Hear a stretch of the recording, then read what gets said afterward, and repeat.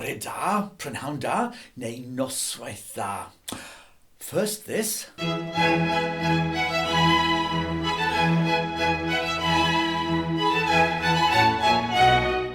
Then this.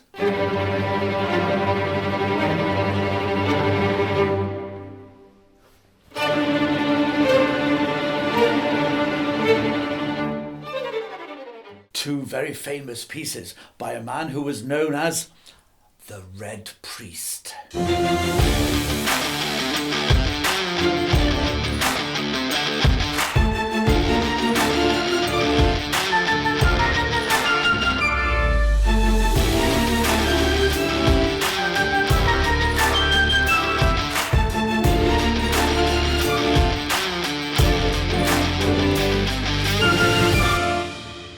So, the red-headed priest.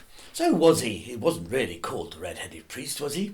Well, that was his nickname, but his name was Antonio Vivaldi. And Vivaldi is a very famous composer. And the piece that you heard at the start, which I'll play again now, but a bit longer, is from a piece called The Four Seasons.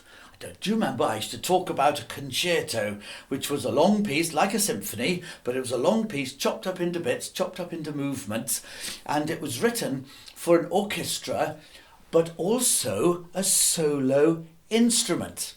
And in this case, in these 4 seasons, the solo instrument is a violin.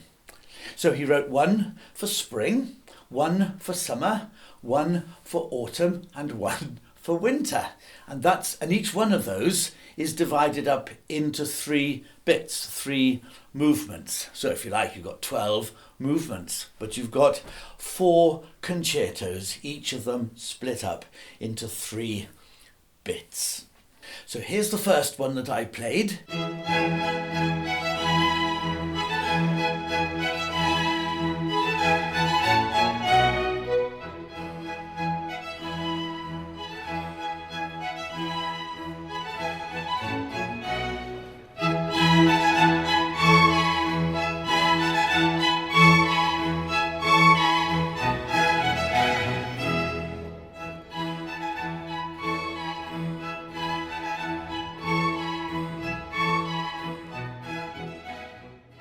And here's the second one that I played.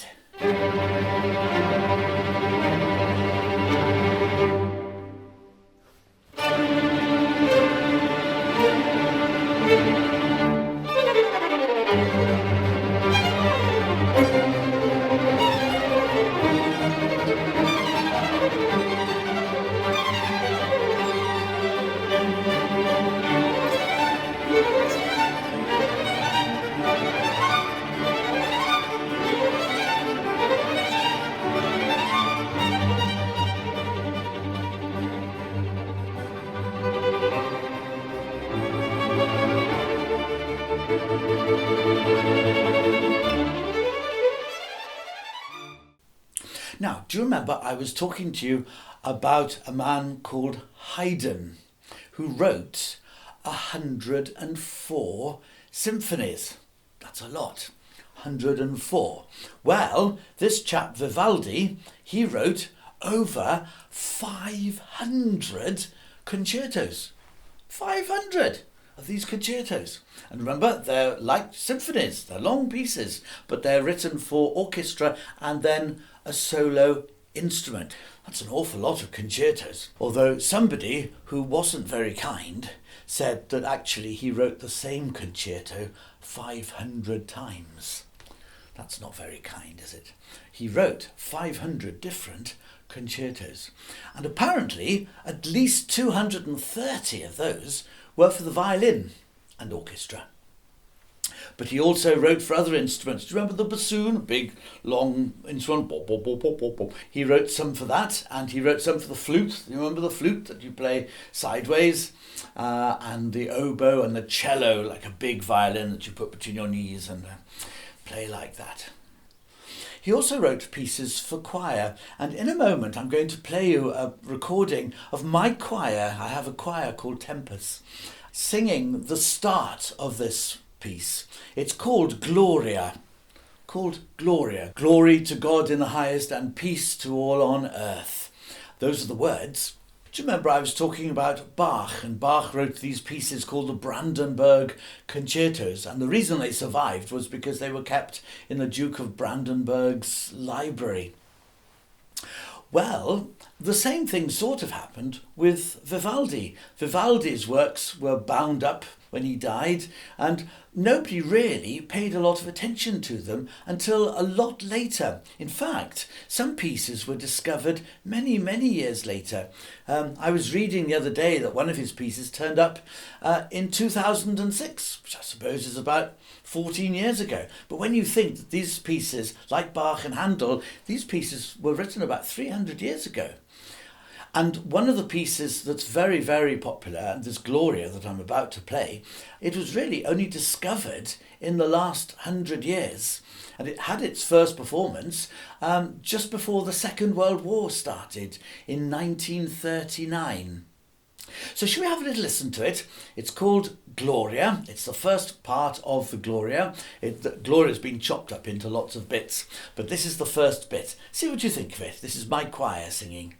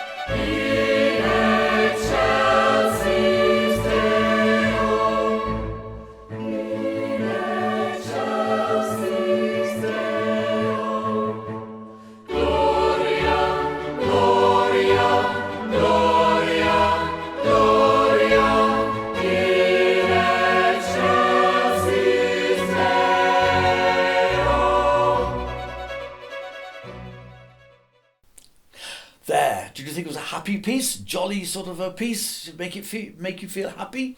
It certainly had plenty of go in it. And remember, this is a Baroque piece again. So, like I was saying a few weeks ago, it should make you feel like you want to get up and dance. Well, thank you very much for listening, and I'll see you next week.